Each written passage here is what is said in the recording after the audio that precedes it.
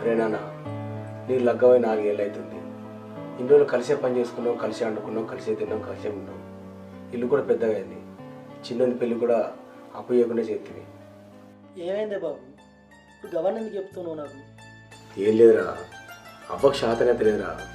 అందరికి అడ్డు పెట్టిన దాంతో అవుతుందిరా. అయినా ఒక్కొక్కరు అందరికి వస్తుందిరా. వాళ్ళు వెనుక తింటూ ముందు తింటారు. లాస్ట్లోకి సగం కడుపు అవుతుందిరా. బాధ అనిపిస్తుంది కదా. సరే బాబు, మరేం చేద్దామని నువ్వే చెప్పు. అరే ఎంత మనవి బిడ్డ, నువ్వు రేపటి చేరనుకో.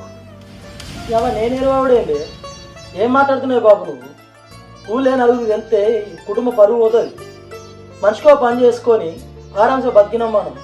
ఇక లేరేంది ఇప్పుడు ఏర్వాడు మాట్లాడుతున్నావు? అరే బిడ్డ, నేను చెప్పేది ఏంటంటే అందరూ మంచిగా ఉన్నప్పుడు ఏర్పడితే మనకి ఏ బాధ ఉండదురా.